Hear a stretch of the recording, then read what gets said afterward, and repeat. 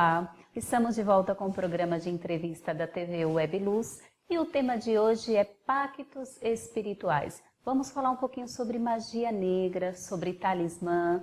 Será que você acredita na magia negra? Por que muitas pessoas utilizam dessa seita para conseguir o que quer? Por que fazem pacto? Será que ele funciona mesmo? Para falar sobre esse assunto, temos como convidado nosso amigo aqui, Carlos Henrique da Costa, diretor de ensino do Grupo Espírita Manuel Bento, palestrante e instrutor espírita, não é isso, hein, Carlos? Olá a todos, agradeço mais uma vez estar aqui com vocês e falando de magia, não é? Magia. Existe magia? O que é a magia? Pois é, o que é a magia negra, né? Pois Será é. que ela existe mesmo? Será que ela tem o poder que as pessoas almejam querer conquistar as coisas através desse ato? É possível isso? A magia vulgarmente se entende como algo não natural, algo que foge das leis naturais. Existe alguma coisa no universo que fuja das leis naturais? Ou existem leis que nós ainda conhecemos pouco? Não existe nada que fuja às leis naturais. O que é o dita magia? É o uso intensivo do magnetismo, da sugestão, da hipnose e de espíritos. Às vezes espíritos ainda ligados à matéria, irmãos nossos ainda primitivos, ainda muito ligados às coisas materiais. Costa, por que as pessoas buscam essa saída, esse ato? Irmãos ainda muito ligados às coisas materiais, que acreditam que podem conseguir as coisas de uma forma sobrenatural. E esse sobrenatural é que não existe. O que a gente vê é a utilização desses irmãos acarreta um ônus, um dano à própria pessoa que o pratica. Se está usando a magia, e aí a magia negra, como algo negativo, algo que vai prejudicar outras pessoas, se deseja o mal, naturalmente se atrai espíritos ligados a essa maldade. E podem sim ajudar a facilitar aquele mal. Se vai conseguir êxito, é uma outra história. Tudo está ligado à lei de ação e reação. Se aquela pessoa precisa passar por aquela prova, certamente ela poderá passar por ela, mas se ela não precisa passar, não passará. Mas aquela pessoa que deseja o mal, uma coisa com certeza ela já fez, mal a si mesma. Pelo simples fato de desejar o mal e pelo simples fato de não desejar o mal, ela atrair espíritos ligados ao mal, que podem tentar ajudá-la e mesmo que não consigam o intento, eles ficam com a pessoa que desejou o mal. Então, essas são as consequências das pessoas que buscam essa saída. Exatamente, elas acabam sendo literalmente vampirizadas por esses irmãos.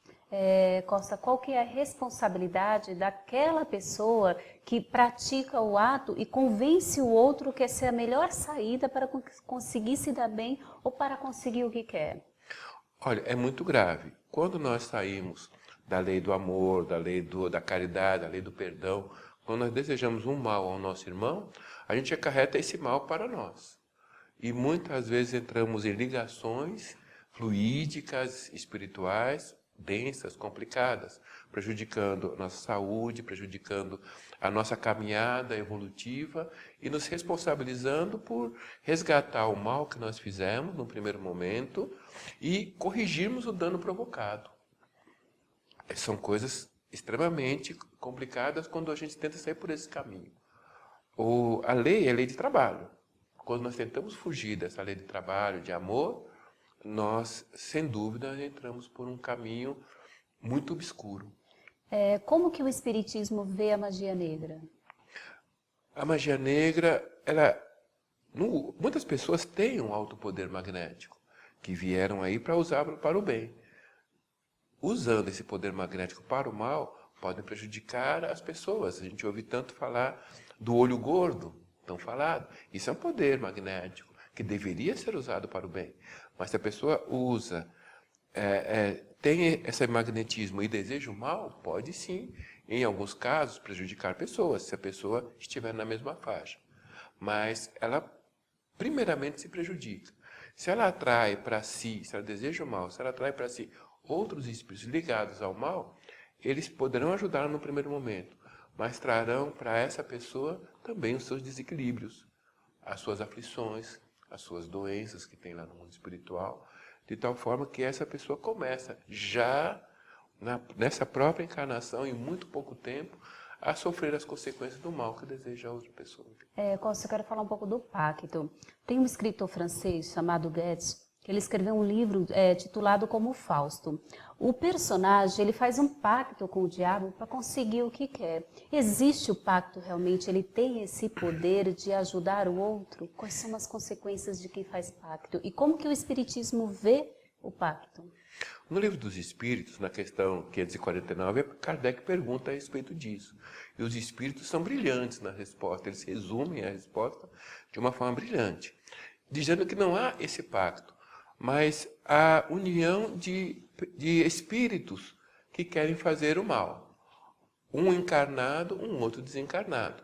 A pessoa quer fazer o mal, o espírito, só para fazer desejar fazer o mal, a pessoa consegue a ajuda de espíritos para fazer aquele mal. Conseguiu ou não conseguiu, porque tem uma lei maior de ação e reação, aquele espírito agora vai usar o encarnado para o mal que ele deseja. E alguém pode falar, não, mas ele só quis, naquele momento não quer mais nada. Uma vez que atraiu, mandar embora é muito mais complicado. A ligação ali foi feita. A ligação existe. E existe aí um compromisso, um comprometimento, uma espécie de pacto, que vai durar enquanto existir essa simbiose, existir esse não conhecimento, tanto do encarnado quanto do espírito que está ali ligado, ambos desejando o mal em alguma situação.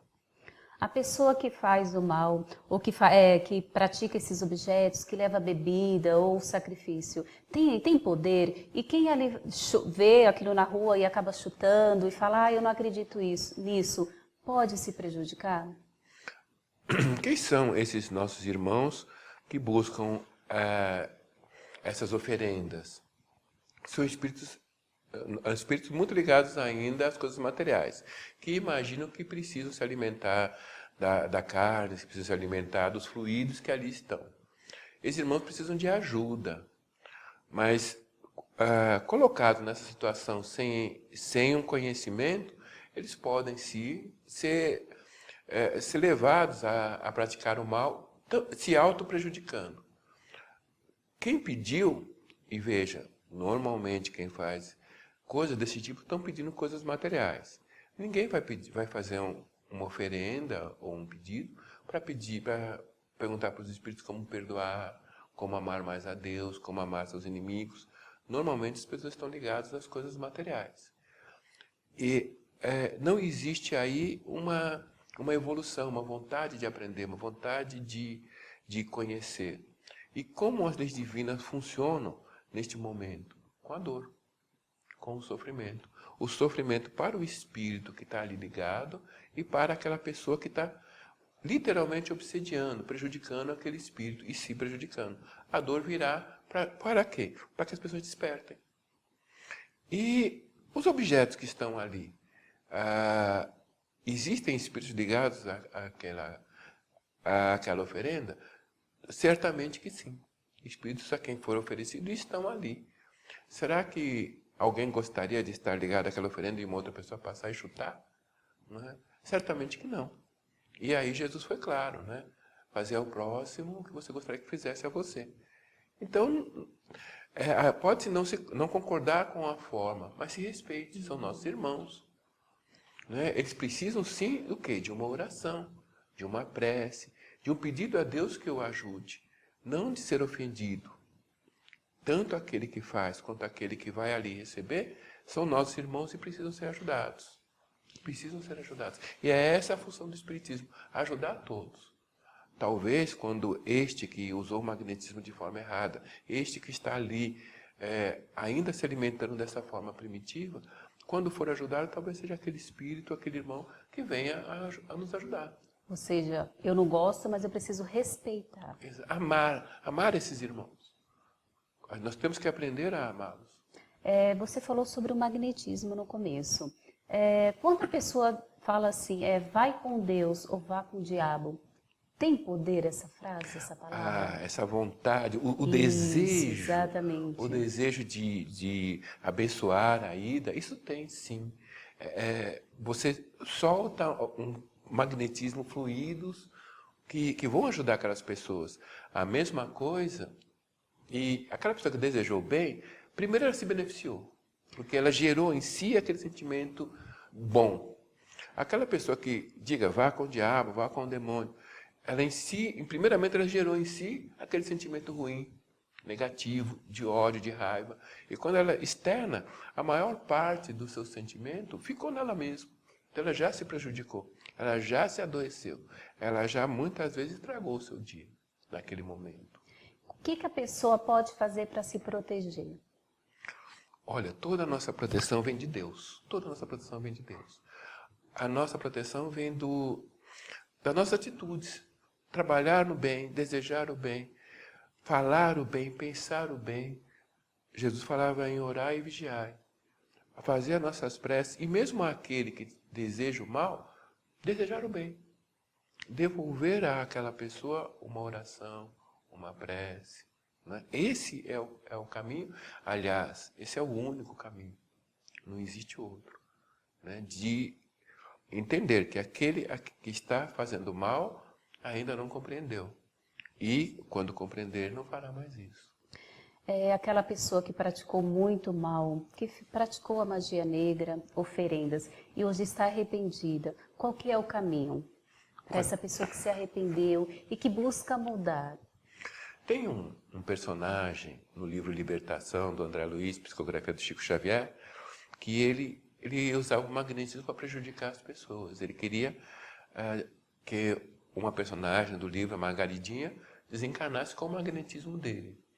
Quando ele compreendeu, ele pôs a usar esse magnetismo para ajudar. Mudou o sentimento, mudou o pensamento. Então, aquele que de alguma forma está usando o seu conhecimento para prejudicar, ele pode, a partir do momento que decidir, passar a ajudar. E se ele passa a ajudar, e isso é sincero, e não é uma coisa simples, ele terá que passar pelas provas, ele trará, com o tempo, amigos superiores, espíritos superiores que vão ensiná-lo a cada vez melhor. Ele será assessorado, desde que seu desejo de mudança seja sincero.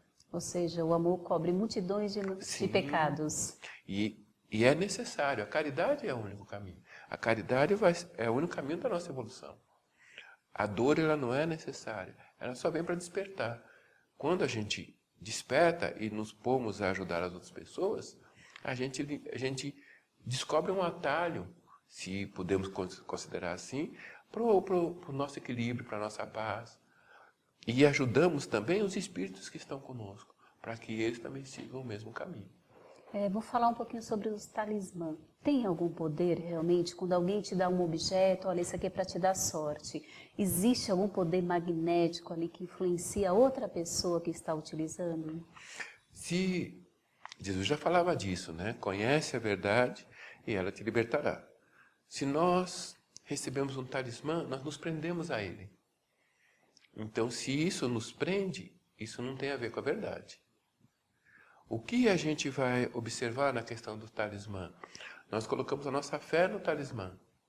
E a fé é um poder da pessoa. Então, se ela tem fé naquilo, aquilo vai funcionar para ela como algo muito bom. Então, uma pessoa que, por exemplo, tem medo de dirigir, ela pega o talismã, bota ali, e a partir daquele momento ela não tem mais medo de dirigir. Ela usa o talismã para ir fazer uma entrevista de emprego e pode se sentir fortalecida. Ora, aquilo aparentemente está lhe fazendo bem, mas ela está prendendo a um objeto. De repente ela vai de automóvel para um lugar muito longe e perde esse talismã. E aí? Ou alguém lhe rouba. Como é que ela faz? Ela não vai poder voltar porque ela está sem aquele talismã, ela ficou presa àquilo. Tende fé em Deus. É ali que nós devemos ter a nossa fé, não no talismã. Pode estar ali envolvido com o nosso poder mental, mas em algum momento isso vai desaparecer. E aí nós vamos nos sentir muito fracos.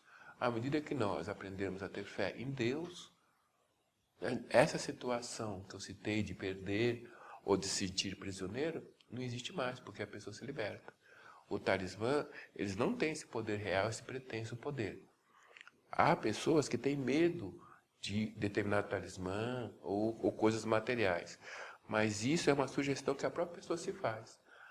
Ela necessariamente deve se libertar também dessa situação. E as bezedeiras? Antigamente se existia muito, hoje está mais escassos, né? Quase não existe as bezedeiras. Elas realmente tinham esse poder de autocura, né? As nossas mães levavam, as nossas vós levavam as crianças pequenas quando tinham um problema de saúde, ou o tal do bucho virado, né? Tinha realmente algum poder, porque parece que as crianças voltavam mais sadias, mais coradas, após aquele gesto de mão por uma planta. E olha, todos nós já tivemos quebranto, né? Bucho virado. Bucho virado. As benzedeiras têm sim um amor muito grande. A gente via, eles pegavam a arruda ali com o amor que elas tinham, as avós ali. Não tinha doença que de alguma forma não ficasse melhor. São as médiuns passistas, e o amor delas, a vontade de ajudar, atraíam espíritos superiores, que usavam esse magnetismo e esse amor para ajudar aquelas crianças e às vezes nem crianças, às vezes quase adultos naquele momento.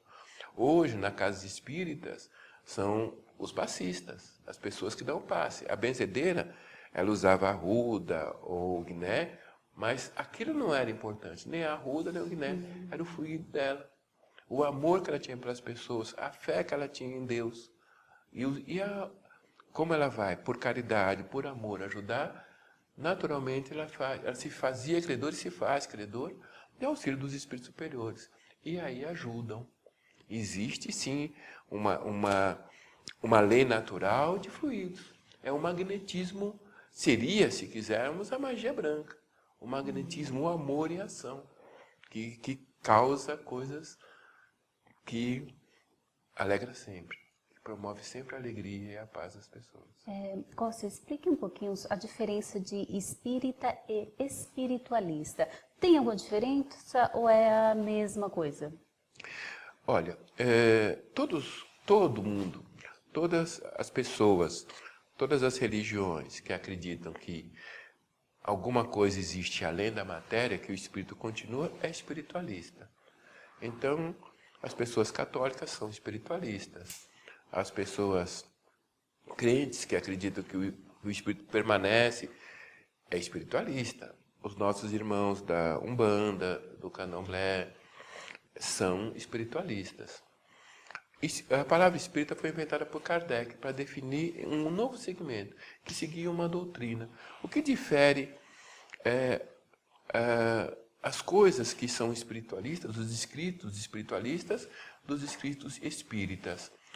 Para se tornar espírita é necessário ter comprovação. É necessário que médiuns diferentes, em momentos diferentes, falem a mesma coisa, que espíritos falem a mesma coisa. É necessário que se passe pela razão, pelo crivo da razão, pelo crivo da lógica, que esteja baseado nos ensinamentos dos espíritos e que seja uma continuação das obras de Kardec. E aí a gente tem grandes espíritas, Chico Xavier, temos aí o Divaldo Pereira Franco, aí o Ivone Pereira, que continuaram a obra deles. Não é? São as obras onde a gente deve se assentar, em primeiro lugar, as obras básicas, as obras do Chico Xavier, as obras do Divaldo, da Ivone, e aí a gente já consegue ter discernimento para ver as demais obras também. E como explicar, às vezes a pessoa pergunta, qual que é a sua religião? Eu sou espírita kardecista, para diferenciar da Umbanda, do Candomblé. Como fazer essa diferença? Não, eu sou kardecista, sou mesa branca, não confunda. Deveria bastar dizer, sou espírita. E não espiritualista. E diferenciar de espiritualista. Essa necessidade vem de alguma confusão que existe, mas à medida que a pessoa vai explicando e vai esclarecendo, isso vai ficando mais tranquilo. Somos espíritas, isso é importante. Somos espíritas, somos cristãos e seguimos Kardec. Mais uma pergunta. Em uma reunião mediúnica, em uma sessão mediúnica, ou até no Evangelho no Lar, é correto chamar a falange de preto velhos ou de indígenas para ajudar naquela reunião? É importante nós entendermos quem são esses irmãos. Os nossos irmãos preto velhos, eles, há muito pouco tempo, saímos de 300 anos de escravidão.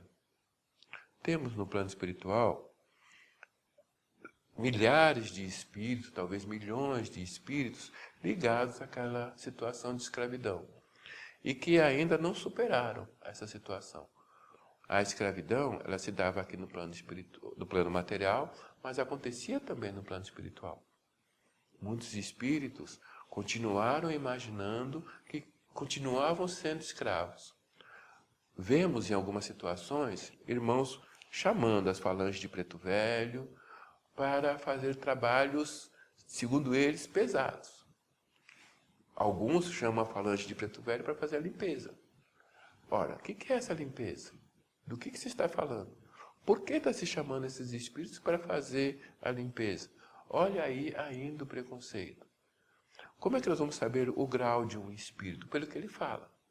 Existem espíritos que se apresentam como preto velho, que são espíritos luminares. Não é desses que nós estamos falando. Estamos falando da grande maioria que não são. São irmãos que ainda se sentem escravizados, são irmãos que ainda não sabem ler e ainda precisam de ajuda. O que se espera? Que aqueles que já têm esse conhecimento abracem esses irmãos e os orientem. Olha, meu irmão, você não é um preto velho, você é um espírito, é um irmão. Você nem velho é. Observe, confie em Deus. Veja como você está vestido. Veja que você também vai aprender a ler. Veja esses irmãos, em nome de Jesus, vieram te buscar. Para você vai ter a oportunidade de aprender a ler, de aprender a escrever, e você é livre. Você não é mais escravo. Você é livre porque Deus te criou para a liberdade. Você é livre porque assim deve ser todo espírito. E você não veio aqui para servir a ninguém, a não ser a Deus, a não ser a Jesus. E todos nós estamos aprendendo. Você é um irmão. Aquele irmão que fica chamando a falange de preto velho no trabalho mediúnico, na sua casa ou em outros lugares, está sendo um obsessor desse espírito. Ou seja, a responsabilidade desse A orientar, responsabilidade é muito grande. É muito interessante o tema de hoje, aliás, bem abrangente, Costa. Quero agradecer a oportunidade. Acabou o nosso tempo, é super Eu curto, que agradeço muita coisa. por tudo aí, pela gentileza de todo mundo e pela paciência de vocês. Muito obrigado. Você quer deixar seu contato, seu e-mail para quem quiser tirar dúvida, falar com você? Tá bom. O meu e-mail é carlos.costa@gmail.com.br. Repetindo, carlos.costa@gmail.com.br. E eu estou à disposição.